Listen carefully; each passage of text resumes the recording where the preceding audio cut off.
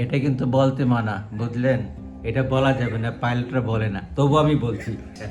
যদি আমি বলি 1 কোটি টাকা, তাহলে তো শিখবেন না। না, 1 কোটি টাকা লাগবে না, 2 পাইলট হয়ে যায়। আপনি শখ করলেন আমি পাইলট হব, তাহলে আপনার এসএসসি পাস হইলে হয়। সুন্দরবনের যে রয়্যাল বেঙ্গল টাইগার একসময় এভিয়েশনের জগতে ছিল রাজা আর এয়ারক্রাফট। এটা টানবেন না, পুরাটাই দেখবেন, তবেই আনন্দ পাবেন। আসসালামু আলাইকুম, আমি জাহিদ রানা। আমি এবং শামস কিবরে এসেছি আমাদের সেই ফেমাস ক্যাপ্টেন আবদুল্লাহ আল ফারুক, ওনাকে ইন্টারভিউ করার জন্য। লাস্ট ভিডিওগুলোতে আমরা দেখেছি যে ওনার যে সাবলীল বক্তব্য পাইলটিং সম্পর্কে, সেটা আমাদের সবার কাছে খুব অ্যাকসেপ্টেড হয়েছে এবং সবাই এটা অ্যাপ্রিসিয়েট করেছে। সো এই কারণে আমরা পরবর্তী কিছু ইনফরমেশন শেয়ার করার জন্য আসলে ওনার কাছে আসা, এবং আমরা আজকে ওনার মুখ থেকে আরও ইন্টারেস্টিং অনেক ব্যাপার স্যাপার শুনবো। তো আশা করি আপনারা আমাদের এই ইনফরমেশনগুলো মনোযোগ দিয়ে দেখবেন এবং এতে করে সবারই খুব উপকার হবে এবং ভবিষ্যৎ পাইলট তৈরিতে এটা খুব ইন্সপিরেশন হিসেবে কাজ করবে। চলুন আজকে আমরা ক্যাপ্টেন আবদুল্লাহ আল ফারুকের মুখোমুখি হই। আসসালামু আলাইকুম। ওয়ালাইকুম আসসালাম ওয়া রাহমাতুল্লাহি ওয়া বারাকাতুহু। কেমন আছেন? আলহামদুলিল্লাহ, আল্লাহ ভালো রাখছে। আমরা গত লাস্ট ভিডিওতে আপনার যে ভিডিওটা শেয়ার করেছিলাম, সেটা খুবই ইনফরমেটিভ একটা ভিডিও ছিল এবং এটা আমার মনে হয় যে বাংলাদেশের ফার্স্ট ককপিট নিয়ে এরকম ডিটেলস ডিসকাশন। সো আমরা আসলে ওই অ্যাট্রাকশন থেকেই আসলে আপনার কাছে আরও আসা, যে আমরা আরও মোর ইনফরমেশন চাই, কারণ এই ইনফরমেশনগুলো আসলে বলা যায় যে একটা রেস্ট্রিকশনের মধ্যে থাকে। আমরা নর্মাল সাধারণ পাবলিক যারা আছি, আমরা এই ইনফরমেশনগুলো কখনোই পাই না। সো আপনার সাথে আজকে আমরা অনেক বিষয় নিয়ে আলাপ করব। তো প্রথমে আমরা আসলে জানতে চাচ্ছি যে আপনি পাইলট কিভাবে হলেন, আপনার চাইল্ডহুড থেকে শুরু করে পুরো জার্নিটা যদি বলেন। তো ফ্লাইং ক্যারিয়ার আমি আসলে শুরু করি একটু লেট হইলেও, আমি 1988 সালে শুরু করি ফ্লাইং ক্যারিয়ার। তারপরে বাংলাদেশ ফ্লাইং একাডেমিতে আমি প্রথম ভর্তি হই। সেখান থেকেই ধাপে ধাপে আমি সাবজেক্ট প্লাস আওয়ার্স এগুলো সব শেষ করি এবং এখানে আমার যেটা লাইসেন্স বলে commercial pilot licence CPL with instrument rating, সেটা আমি নেই। সেটা নিয়ে পরবর্তীতে আমি বাংলাদেশ বিমানে জয়েন করি।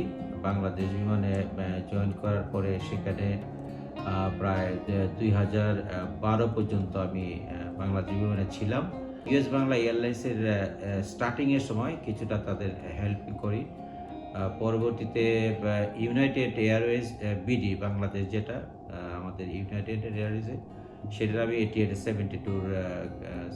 212 যেটা আমি বলছি, একটু ওল্ড ভার্সন, ওইটার ক্যাপ্টেন হই।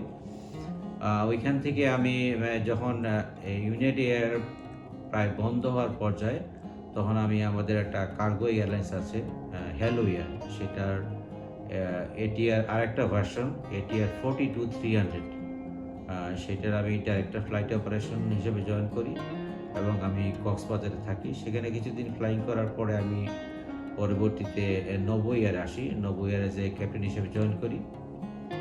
তারপর আমি প্ল্যান করছিলাম যে আমি ইউনাইটেড স্টেট চলে যাব। ইউনাইটেড স্টেটসে যাওয়ার পরে ইন্ডিগো থেকে আমাকে অফার করলো, ইন্ডিয়ার ইন্ডিগো। সেখানে আমি ইন্ডিগোতে জয়েন করি 2018 সাম মান্থস। তো ওইখানে ইন্ডিগোতে যে সিনিয়র ক্যাপ্টেন, ওনাদের ডেজিগনেশন আমার বেস ছিল ক্যালকাটাতে। ওখানে আমি প্রায় 4-5 মাস গ্রাউন্ড ট্রেনিং এবং সিমুলেটর ইত্যাদি করি। পরবর্তী আমি যখন ছুটিতে বাংলাদেশে আসি, তখন আমাদের মাননীয় এমডি স্যার আমাকে ফোন করে বললো যে ওনারা শুরু করবেন ওনাদের এয়ারলাইন্স ATR 72-600 দিয়ে, আমি যেন জয়েন করি। তো ওনাদের অনুরোধে প্রায় 2018 সালের ডিসেম্বরে আমি জয়েন করি এখানে। তৎকালীন সময় থেকে আমি এখন আসি ATR 72-600 হিসেবে ক্যারিয়ার ফ্লিটে। পাইলট হতে গেলে আসলে একাডেমিক যে কোয়ালিফিকেশন, সেটা এক্স্যাক্টলি একটু যদি আপনি বলেন। আচ্ছা, পাইলট হইতে গেলে একাডেমিক কোয়ালিফিকেশন যেটা লাগে আপনার হচ্ছে, আমাদের সময়কার ছিল যেটা হলো HSC পাস, সায়েন্স, ফিজিক্স আর ম্যাথমেটিক্স হচ্ছে 45%। এখন GPA 3, আপনার ফিজিক্স এবং ম্যাথমেটিক্স থাকতে হবে। এটা হচ্ছে, এবং শারীরিক সুস্থতা একটা প্রধান জিনিস, যে আপনি ইচ্ছা করলে আপনার অর্থ আছে, আপনি শারীরিক সুস্থ না, আপনি কানের অডিওগ্রাম টেস্ট হয়, তারপরে আপনার আই টেস্ট হয়, চেস্ট টেস্ট হয়, সব ধরনের টেস্টের পরেই আপনার পাইলট হিসাবে আপনি শুরু করতে পারেন এই কোর্স। কমার্শিয়াল পাইলট হিসেবে একটা ক্যান্ডিডেটের আসলে কি পরিমাণ হাইট এবং ওয়েট থাকা মিনিমাম যে রিকোয়ারমেন্ট সেটা একটু জানতে চাই। কমার্শিয়াল পাইলট হিসেবে অ্যাকচুয়ালি হাইটের কোনো বাধ্যবাধকতা নাই আপনার, সেখানে স্পেসিফিক্যালি হাইট সম্বন্ধে বলা নাই কিছু, কিন্তু যেহেতু হাইট সম্বন্ধে বলা নাই, কারণ আমাদের সিটগুলো রিক্লাইন করা যায়, আপ ডাউন ফ্রন্ট রিয়ার, এই সিটটা ফিক্স না। তো কেউ যদি একটু 5 ফিট হয় সে সিটটা আপ করবে, সে যদি 6 ফিটের কাছাকাছি হয় সে সিটটা ডাউন করবে, সেই জন্য হাইট নিয়ে খুব বাধা। তবে ওয়েট নিয়ে যেটা বিএমআই একটা ক্যাটাগরি আছে যে আপনার এইজ অনুযায়ী কত ওয়েট হবে, এটা এইজ টু এইজ ভেরি করে, সেক্ষেত্রে আপনার ওর যে এইজ সেই এইজে আপনার ওয়েটটা হয়। তার মানে এখানে কি আমরা বলতে পারি যে কোনো এজ লিমিটেশন কি নাই? হ্যাঁ, পাইলটের ফ্লাইং শিখতে কোনো এজ লিমিটেশন নাই, যে তবে এয়ারলাইনগুলো আছে যেটা স্পেশালি বাংলাদেশ বিমান, তারা এখনো 30 বছর। আপনি একটা ছেলে আপনার ফ্লাইং শুরু করলো এসএসসি এইচএসসি, সেক্ষেত্রে হচ্ছে যে প্রাইভেট পাইলট লাইসেন্স ধরে এটা এসএসসি, আবার কমার্শিয়াল পাইলট লাইসেন্স ধরে এটা এইচএসসি। এখন SSC HSC private pilot licence commercial pilot licence এই দুইটা পাওয়ার পরে একজন কোয়ালিফিকেশন হলো to apply for an airline. Commercial pilot licence আপনি 60 বছরে এক ভদ্রলোকে নিতে পারে, বাট এয়ারলাইন নেবে না আপনাকে। আপনি শখ করলেন আমি পাইলট হব, তাহলে আপনার এসএসসি পাস হইলে হয় আপনি ফ্লাইং স্টার্ট করতে পারেন, কিন্তু সার্টেন লিমিটেশন পর্যন্ত আপনি প্রাইভেট পাইলট লাইসেন্স পর্যন্ত যেতে পারবেন, এর বেশি দিতে পারবেন। ওকে, যারা ফিউচারে কমার্শিয়াল পাইলট হতে চায় তারা এক্স্যাক্টলি কোন কোন জায়গায় গেলে এই এরোপ্লেন চালানো শিখতে পারবে, ফ্লাইং শিখতে পারবে? আমাদের এই মুহূর্তে 3টা ফ্লাইং আছে ফ্লাইং ক্লাব। আসলে ফ্লাইং ক্লাব এয়ারলাইন সবটাই কন্ট্রোল করে সিভিল এভিয়েশন অথরিটি বাংলাদেশ, এখানে total controlling authority. Civil aviation of বাংলাদেশের আন্ডারে 3টা ফ্লাইং একাডেমি ছিল, একটা সরকারিভাবে বাংলাদেশ ফ্লাইং একাডেমি, একটা হচ্ছে 2টা বেসরকারি, একটা গ্যালাক্সি ফ্লাইং একাডেমি আর একটা হচ্ছে আরিরাং ফ্লাইং একাডেমি। তো এই মুহূর্তে বাংলাদেশ ফ্লাইং একাডেমি ওদের এয়ারক্রাফট পর্যাপ্ত না থাকার জন্য ওরা ফ্লাইং করতে পারতেছে না। আরিরাং ফ্লাইং একাডেমি আমি যোগাযোগ করছিলাম, ওরা বর্তমান যে স্টুডেন্ট আছে শুধুমাত্র এই স্টুডেন্টদের ফ্লাইং করাবে, নতুন করে এরা কোনো স্টুডেন্ট নিচ্ছে না। আর হচ্ছে গ্যালাক্সি ফ্লাইং একাডেমি আছে এখন বর্তমানে শুধুমাত্র যাদের কাছে আপনি গেলে পরে আপনার ফ্লাইং শেখার সুযোগ আছে এই মুহূর্তে। তবে ভবিষ্যতে যদি আরিরাং কন্টিনিউ করে তাহলে ফ্লাইং শিখতে পারবেন, বাংলাদেশ ফ্লাইং একাডেমি যদি কন্টিনিউ করে ফ্লাইং শিখতে পারবেন, কোনো অসুবিধা নেই। আর্থিকভাবে তার প্রিপারেশনটা কিরকম, মানে কত টাকা লাগতে পারে ফ্লাইং শিখতে গেলে, এটা একটু কাইন্ডলি বলুন। আচ্ছা, যদি আমি বলি 1 কোটি টাকা তাহলে তো শিখবেন না, না 1 কোটি টাকা লাগবে না। 2 উপায়ে পাইলট হয়ে যায়, একটা হলো বিনা অর্থে, একটা হলো অর্থে। বিনা অর্থে পাইলট হচ্ছে আপনার এইচএসসি পাস করার পরে বা এ লেভেল পাস করার পরে আপনি এয়ারফোর্সে জয়েন করতে পারেন, ওইখানে পাইলট হয়। নেভিতে জয়েন করতে পারেন, নেভির হেলিকপ্টার আছে ওদের পাইলট হওয়া যায়। আপনি আর্মিতে আছে পাইলট হইতে, আর্মি এভিয়েশন করতে, সেটা সম্পূর্ণ আপনি বিনা অর্থের পাইলট। আর যদি অর্থ দিয়ে ফ্লাইং শিখতেছেন আমার মতো, তখন ছিল অনেক কম, এখন একটু বেশি। আমি যতটুকু খবর নিয়েছি 20,000 টাকা পার আওয়ার্স, অর্থাৎ 20,000 টাকা প্রতি ঘন্টায় আপনাকে দিতে হবে কমপক্ষে। সবগুলা ফ্লাইটে অ্যাভারেজ, কেউ কেউ আবার 22,000 নেয়, কেউ 21,000 নেয়, ধরি 20,000। আপনার লাগবে হচ্ছে 150 ঘন্টা, তার মানে আপনার এখানে লাগতেছে 30 লক্ষ টাকা নেট। তবে সেটা এককালীন দিতে হবে না, আপনি আস্তে আস্তে শিখলেন, আজকে 2 ঘন্টা দিলেন 40,000, আবার দিলেন আস্তে। এখানে কোনো বাধ্যবাধকতা নাই, আপনি 10 বছরে ফ্লাই শিখতে পারেন, আবার 2 বছরে শিখতে পারেন। তবে 30 লক্ষ টাকা নেট ফ্লাইং ক্লাবে দিতে হবে। তারপরে আপনার পরীক্ষার খরচ, আপনার থাকার খরচ ইত্যাদি মিলে ধরি আরো 5 লাখ, ধরি আরো 5 লাখ টাকা গেল, তাতে মানে হচ্ছে সর্বোচ্চ 40 লাখ টাকা দিলে আপনি পাইলট হবেন।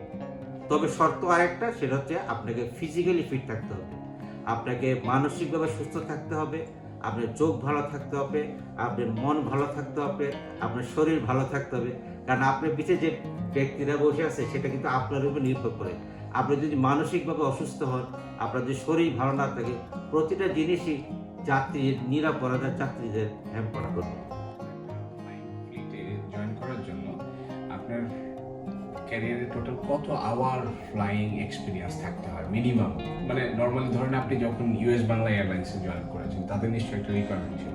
সো এই রিকোয়ারমেন্ট আসলে কী হয় যে কত ঘন্টার ফ্লাইং এক্সপিরিয়েন্স থাকতে হয় মিনিমাম, যেটা দিয়ে পাইলট হওয়া যায়? এখানে দুইটা ক্ষেত্রে, যেহেতু আমি আগের থেকেই বাংলাদেশ বিমান থেকে আমি এক্সপিরিয়েন্স ছিলাম, সুতরাং আমার এই এক্সপিরিয়েন্স নিয়ে ইউনাইটেড, নবু, হ্যালো কারো কোনো প্রশ্ন নাই। সেটা ছিল যা হয় তার থেকে অনেক অনেক বেশি। তবে হ্যাঁ, নতুন একটা পাইলট মনে করেন যে সে কমার্শিয়াল পাইলট ছিল, ওই যে বললাম 150 ঘন্টা সে কমার্শিয়াল, আপনি 150 ঘন্টা কমার্শিয়াল পাইলট হলেন, আর আপনি ঘুরতে ঘুরতে ঘুরতে ঘুরতে ঘুরতে একটা এয়ারলাইনে গেলেন, এয়ারলাইন আপনাকে বললো যে হ্যাঁ ঠিক আছে, ও যে নিবে, ইনিশিয়াল পাইলট যে নিবে ও 150 ঘন্টায় নিয়ে নিবে। হ্যাঁ, 150 ঘন্টায়। ওটি হলো প্রপেলার বা ফার্স্ট এয়ারক্রাফটে 150 ঘন্টা। এখন যদি কেউ বোয়িংয়ে যাইতে চায়, না আমি বোয়িংয়ে চলে যাব, কিন্তু বোয়িং আপনি চালাইতে পারবেন না 150 ঘন্টায়। আপনাকে 150 ঘন্টায় এই বেসিক এয়ারক্রাফট চালাইতে হবে। তো একজন পাইলট ইচ্ছা করলে কি এই 3 ধরনের প্লেনই চালাতে পারবে নাকি পারবে না? না, এটা ওয়ার্ল্ডে সম্পূর্ণ রকম নিষেধই বলা যায়। কারণ হচ্ছে যে প্রতিটা প্লেনেরই আপনি প্রতিটা জিনিস, যেমন আমি আপনাদেরকে দেখাইছিলাম ওদিন যে এই প্লেনের কত স্পিডে আমাকে পুল করতে হবে, এক একটা এয়ারক্রাফটের এক একটা জিনিস ডিফারেন্স। সুতরাং একটা পাইলট শুধুমাত্র একটা লাইসেন্সে নিবে, একটা এয়ারক্রাফটে ফ্লাই করবে, এটা ফর দ্য সেফটি। এবং আমাদের মেমোরি আইটেম আছে। সাপোজ আমার ইঞ্জিন ফায়ার হলো, আমার ইঞ্জিন ফায়ারের কি কি অ্যাকশন আমার নিতে হবে, আমার যে পাওয়ার লিভার, কন্ডিশন লিভার, এক একটা এয়ারক্রাফটে এক একটা ভেরি করে। সুতরাং এই যাতে মিক্স আপ না হয় সেই জন্য ইভেন আমার এই অভিজ্ঞতাতে আমার মনে করেন যে অনেক অভিজ্ঞতা ফ্লাইংয়ে, কিন্তু আমাকে এটিআরে বলা যদি বলে 150 আমি চালাইতে পারবো, আমাকে দিবে না। আমাকে কমপক্ষে আরো 6 মাস অপেক্ষা করতে হবে 150 জন্য, বা আমার 6 মাস অপেক্ষা করতে বোয়িংয়ের জন্য। সংক্ষেপে বলি কেন, প্রথমে যদি আমাকে এখন বোয়িংয়ে দেওয়া হয়, আমাকে বোয়িংয়ে গ্রাউন্ড ক্লাস করতে হবে 5 সপ্তাহ। তারপরে আমার পরীক্ষা দিতে হবে, civil aviation authority of Bangladesh পরীক্ষা হলো। তারপরে আমাকে সিমুলেটরে যেতে হবে, সেখানে মনে করেন প্রায় 9টা সিমুলেটর করতে হতো, 15 দিন, 20 দিন, কখনো 1 মাস লাগে। সেই সিমুলেটর করে আমি আসব, আমি রুট ট্রেনিং করব, তারপরে আবার সিভিল এভিয়েশন ওরাল টেস্ট দিব, তারপরে আবার আইআরসি হবে, তারপরে আবার আমার হবে পাইলট আন্ডার সুপারভিশন 25 ঘন্টা, দেন আমি ফ্লাইট করতে পারবো 70 সিজন। সুতরাং এখানে কোনো শর্টকাট নাই যে আমার এত অভিজ্ঞতা আমি কেন বোয়িং চালাইতে পারবো না, এটা পারবো না। 1 পাইলট 1 লাইসেন্স 1 এয়ারক্রাফট। এরোপ্লেনের পাইলট যারা, তারা আসলে ওনাদের স্যালারিটা কীরকম হয়, এটা আপনি হয়তো আমাদেরকে ধারণা দিতে পারেন যে এন্ট্রি লেভেল থেকে একদম টপ লেভেল পর্যন্ত একটা আইডিয়া। এটা কিন্তু বলতে মানা, বুঝলেন? এটা বলা যাবে না, পাইলটরা বলে না, তবু আমি বলছি, বড়টা বলবো না, স্টার্টিংটা বলবো। আপনি সিপিএল নিয়ে একটা এয়ারলাইনে জয়েন করলেন, আপনি স্টার্টিং স্যালারি 1,40,000 নিচে না। তারপরে ধাপে ধাপে এই স্যালারিটা বাড়বে। আপনার যখন 1000 ঘন্টা হয় সেটা একটা বাড়বে। আপনি 70 ঘন্টা ফ্লাই করলেন, 70 ঘন্টা পরে যদি 71 ঘন্টা করেন, সেটার একটা পয়সা হবে। পয়সা চিন্তা করতে হবে না, আপনি পাইলট হন, পয়সার কল আপনার ঘরে আসবে, আপনি চাপ দিবেন, পয়সা বেরোবে।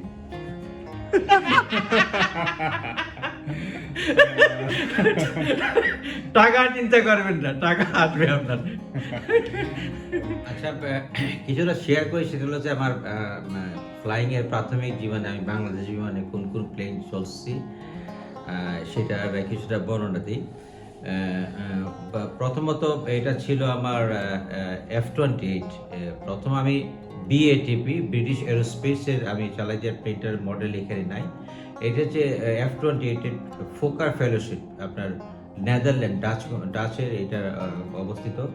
এখন প্রশ্ন থাকে যে প্লেনের আবার নাম হয় নাকি? হ্যাঁ, গাড়ি যেমন রেজিস্ট্রেশন হয় ঠিক এরকম এই প্লেনটার রেজিস্ট্রেশন, যেমন সিয়েরা 2 আলফা চার্লি হোটেল, আমরা এতে বলি আলফা, সিতে বলি চার্লি, এটা হলো হোটেল। এটা সিভিল এভিয়েশনতে দেওয়া হয়। আবার বাংলাদেশ বিমানের প্রতিটা প্লেনের এই নাম আছে, মাননীয় প্রধানমন্ত্রী দিচ্ছেন এক একটা প্লেনের এক একটা নাম, আপনারা বোধহয় দেখছেন এর মধ্যে। তো এইটা প্লেনটার সিট ছিল 85টা সিট। আর এখন প্রশ্ন হচ্ছে যে কে কোথায় বসে, বাম দিকের উনি কে আর ডান দিকে কে। পাইলট দুইজন থাকে, যিনি সিনিয়র থাকে সে বাম দিকে বসে, তার নাম হয় ক্যাপ্টেন। আর যিনি ডান দিকে বসে সে বলে ফার্স্ট অফিসার, বা আপনি বলতে পারেন কো পাইলট। আর এই প্লেনের বাম দিক ডান দিক আমি যেটা ওই দিন বলছিলাম যে এটা হচ্ছে ইঞ্জিন নাম্বার 1, ইঞ্জিন নাম্বার 2। আবার এটাকে বাম দিকটাকে বলে পোর্ট সাইড আর ডান দিকটাকে বলে স্টারবোর্ড সাইড। অর্থাৎ যখন একটা প্লেন একটা এয়ারপোর্টে দাঁড়ায় তখন সিঁড়ি এবং সব কিছু আসে এদিক দিয়ে পোর্টের দিক দিয়ে হয়। এটা গেল F-28। এটা হচ্ছে আমার আরেকটু আমি যখন হায়ারে যাই তখন এটা বলে এয়ারবাস 310। এটা একটু তেল বেশি খায়, এখন আর নাই। এয়ারবাস কোম্পানি প্রথম জীবনের তেল। এটা রেজিস্ট্রেশন হচ্ছে সিয়েরা 2 আলফা ডেল্টা ফক্সট্রট। এটা এয়ারবাস 310। এটার সিট ক্যাপাসিটি এই মুহূর্তে আমার মনে আসছে না, সম্ভবত 245 বা এরকম কিছু হবে। তো এই এয়ারবাসের বিমান যেটা ছিল এখন বর্তমানে ফেজ আউট করে দিচ্ছে। এই হলো এয়ারবাস 310 এর কাহিনী। এইটা হচ্ছে যে আসলে সুন্দরবনের যে রয়্যাল বেঙ্গল টাইগার একসময় এভিয়েশনের জগতে ছিল রাজা আর এয়ারক্রাফট, এটাকে বলে DC-1030। এই একটা প্লেন এক্সেপশনাল, তার 3 ইঞ্জিন। বামে একটা আমি বলি নাম্বার 1, নাম্বার 2 আর নাম্বার 3। এই টেইলের মধ্যে একটা ইঞ্জিন, এটা DC-1030। এটা 314 জন প্যাসেঞ্জার ক্যারি করতো এই প্লেনটা। এবং এখনকার যুগে আপনারা যেমন দেখলেন ক্যাপ্টেন ফার্স্ট অফিসার, আমি যখন শুরু করি তখন এখানে ককপিটে থাকতো 4 জন। একজন ছিল নেভিগেটর, একজন ছিল ফ্লাইট ইঞ্জিনিয়ার। ফ্লাইট ইঞ্জিনিয়ার প্যানেলের মধ্যে সমস্ত কিছু সে দেখতো। পরবর্তীতে নেভিগেটর চলে গেল, 3 পাইলট থাকতো, captain, first officer, flight engineer. এটা ছিল রাজার মতন প্লেন, মেজেস্টিক প্লেন। এর সর্বোচ্চ ক্যাপাসিটি যতটুকু মনে পড়ে 3,10,000। আমরা যখন লন্ডন থেকে আসতাম তখন এই 2 ডানার মধ্যে তেল নেওয়া হয়তো প্রায় 100 টনের মতো। এবং এই প্লেনটা প্রতি ঘন্টায় 8 টন তেল, মানে 8,000 কেজি তেল খেত। সেটাকে কখনো কখনো বলতো যে ফিউ লিটার, মানে সে মুড়ির মতো তেল খায়, যার জন্য পরবর্তীতে এটা আর চলে নাই। তো এটা হচ্ছে DC-1030। এটা শেষ বয়সে অনেক পর্যটকরা আমাদের চলতো। আমার এখানেও আসছিল স্যামচুই ভদ্রলোক, সেও আসছিল DC-10 দেখতে। লাস্টে এই প্লেনটা ম্যানচেস্টারে থাকার পরে প্যাসেঞ্জার নিয়ে শর্ট ফ্লাইট 30 মিনিট ফ্লাই করতো, ল্যান্ড করতো। এইটা বর্তমানে ফেজ আউট হয়ে গেছে। এখন অনেকে প্রশ্ন যে পাখি না হয় এমনি করে ডানা দিয়ে ভাসে, প্লেনটা ডানা দিয়ে ভাসে কেন? আসলে ইঞ্জিন 1, ইঞ্জিন 2 এটা যখন শুরু হয় পিছনে থ্রাস্ট দিলে প্লেনটা এইভাবে আগাতে থাকে। এখন কোনো কারণে যদি ইঞ্জিন 2টা বন্ধ হয়ে যায়, শেষ। তার মানে যতক্ষণ পর্যন্ত ইঞ্জিন আছে ততক্ষণ আছে। এখন আমরা পাইলটের চাকরি অনেক সময় বলি আমরা 6 মাসের চাকরি। অনেকে বল ভাই কি ব্যাপার আপনি 6 মাসের চাকরি? মানে আমরা প্রতি 6 মাস পর পর একটা সিমুলেটরে যাই বিদেশে, সেখানে আমরা ট্রেনিং করি। মানে একজন বিদেশি ইনস্ট্রাক্টরে দেখাই যে হ্যাঁ আমার দক্ষতা কতটুকু আছে। উনি যদি মনে করে আমি দক্ষ, তাহলে আমি এসব ফ্লাই করবা। আর উনি যে বলে যে আমি মেন্টালি আপসেট বা অদক্ষ, তাহলে আমার চাকরি ওইখানে শেষ, বাসায় এসে ঝালমুড়ি খাবো। হ্যাঁ। এখন ওইখানে একটাই প্রশিক্ষণ সবচেয়ে বেশি দেওয়া হয়। কোনো কারণে যদি আমার একটা ইঞ্জিন বন্ধ হয় তাহলে কি আমি চলতে পারবো? হ্যাঁ।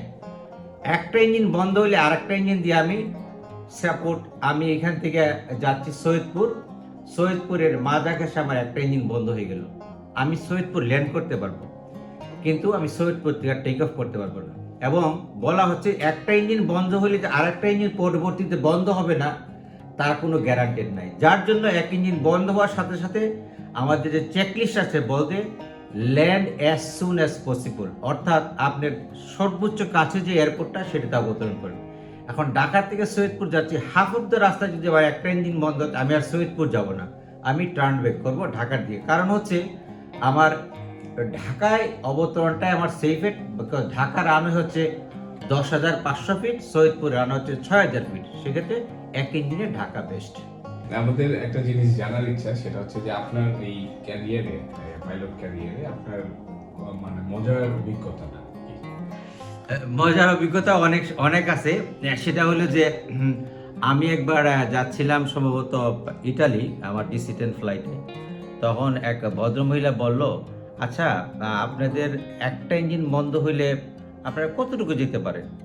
তা আমি মজার সাথে বললাম যে ধরেন আজ আমার ইটালি যেতে লাগে হয়তো 8 ঘন্টা, আমার এক ইঞ্জিন বন্ধ হইলে তখন লাগবে 10 ঘন্টা। তা ভদ্রমহিলা আরেকটু পরে বলল, আচ্ছা মনে করে 3টা ইঞ্জিন 2টা ইঞ্জিন বন্ধ হলে কত ঘন্টা লাগবে? আমি বললাম যে এটা লাগবে 14 ঘন্টা।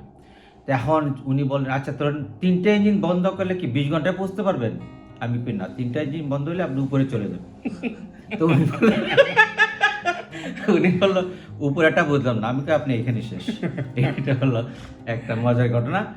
আরেকবার ছোট্ট করে মজার ঘটনা বলি, একই রকম এক ভদ্রলোক কখনো বাম দিকে তাকাচ্ছে, কখনো ডান দিকে তাকাচ্ছে। আমাদের বাম দিকের যে উইং এর লাইটটা থাকে সেটা এখানে বলি, এটা থাকে রেড, আর ডান দিকের উইংটা লাগে গ্রিন।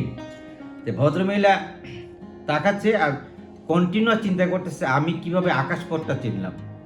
আমরা আগে ডিসিশনে মাঝে মাঝে কেবিনে আসতাম লেগ স্ট্রেস করার জন্য। তা আমি তাৎক্ষণিকভাবে চিন্তা করলাম মহিলাকে তো আর কিছুই অল্প সময় বসাতে পারবেন না। আমি ভদ্রলোককে বললাম আর কি, ভদ্রমহিলা ছিল যে আপনারা ভদ্রমহিলা বলে আপনার সবসময় খেয়াল রাখবেন লাল লাইটটার জন্য আপনি দেখতে পারেন, ঠিক আছে। আর ভদ্রলোককে বললেন আপনি সবসময় ডান দিকে গ্রিন লাইটটা দেখবেন, যতক্ষণ পর্যন্ত রেড আর গ্রিন আছে ততক্ষণ পর্যন্ত আমাদের রাস্তা ঠিক আছে। তো ওরা সারাক্ষণই একজন বাম দিকে একজন ডান দিকে এইভাবে চলতে লাগলো। এইগুলো হচ্ছে ছোট ছোট মজার ঘটনা। হ্যাঁ, আমার ভীতিকর সিচুয়েশন ছিল ওই যে প্লেনটা F-28, এই প্লেনটা আমি একবার সৈয়দপুর থেকে ঢাকায় আসি। সৈয়দপুর থেকে ঢাকা আসার পথে আমি যখন ঢাকার কাছাকাছি আসে আমাদের হাইড্রোলিক সিস্টেম, চাকাটা নামে উঠে এগুলো সবই হাইড্রোলিক্যালি চলে। এটা একটা লং প্রসেস। হাইড্রোলিক যদি প্রেশার না থাকে কখনো আপনি গিয়ার আপ হবে না, ডাউন হবে না। ঢাকার কাছাকাছি আমার সিগন্যাল আসলো, আমরা হাইড্রোলিক লস করছি। তার মানে আমার গিয়ারটা আমি নামার পরে হয়তো থাকবে রানওয়েতে, না হলে পেটের ভিতরে ঢুকবে, সেটা বড় রকম একটা দুর্ঘটনা ঘটতে পারে। আমি মেডে কল, আমরা সাধারণত এইসব ক্ষেত্রে মেডে কল দিই, মেডে অর্থাৎ আমি বিপদগ্রস্ত।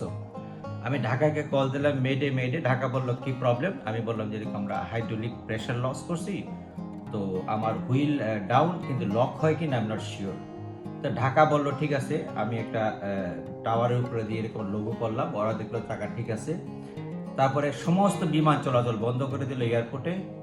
নিচে আমি দেখতে পেলাম যে ফায়ার ব্রিগেডের গাড়ি, অ্যাম্বুলেন্সের গাড়ি, তারপরে সমস্ত ধরনের প্রিপারেশন নেওয়া। আমি একমাত্র, তা আমি একটা পজিশনে কিছুক্ষণ এইভাবে হোল্ড করে করে করে করে প্র্যাকটিস করলাম যে আমি যদি হাইড্রোলিক ছাড়া কিভাবে আমি ল্যান্ড করতে পারি।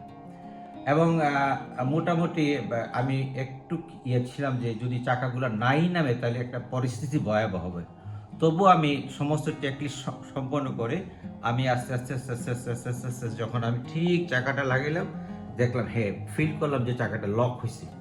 এই লক যখন হয়েছে আমি নিচের চাকা সামনের চাকা নামাইলাম এবং ক্রমাগত আস্তে হয়ে আমি থামলাম এবং আমি রানওয়েতে ছিলাম। পরবর্তীতে টো কার্ট এসে আমাকে নিয়ে গেল। এটা ছিল একান্ত ভীতিকর একটা অবস্থা। আসলে আমরা ভয় ছাড়া প্লেন জার্নি করতে পারি কিনা?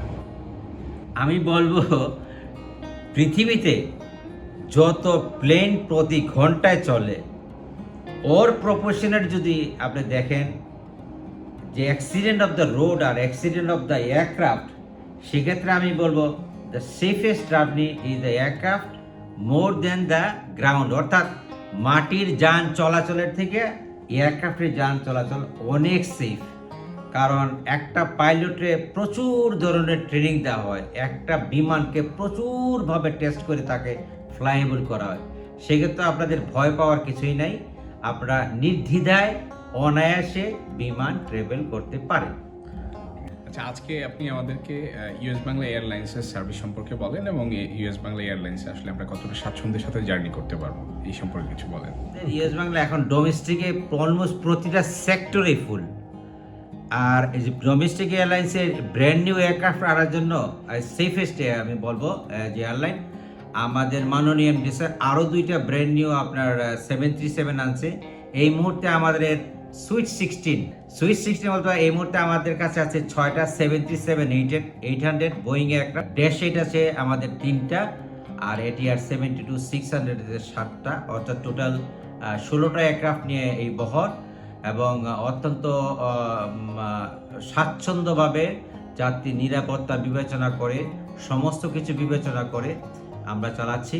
আপনারা জানেন ইতিমধ্যে আমরা যেখানে সিলেটে কোনো ফার্স্ট ফ্লাইট ছিল না অনেক বছর পর্যন্ত, এখন সিলেটে 4টা ফ্লাইট, বরিশালেও আমাদের ফ্লাইট যাচ্ছে, রাজশাহীতে পাচ্ছে।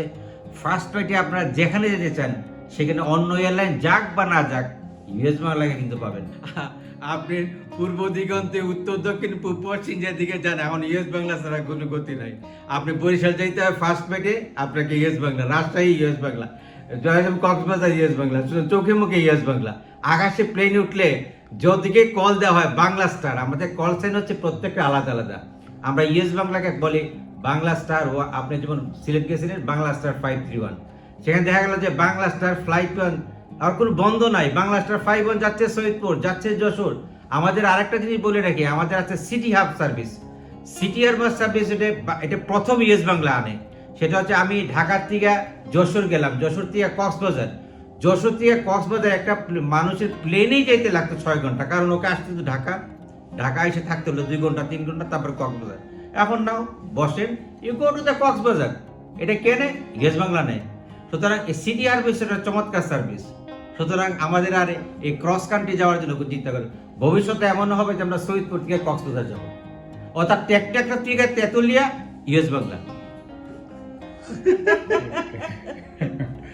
অসংখ্য ধন্যবাদ, আপনি আমাদেরকে অনেক সময় দিয়েছেন। আপনি এত ব্যস্ত থাকেন এবং এত গুরুত্বপূর্ণ একটা জব করেন।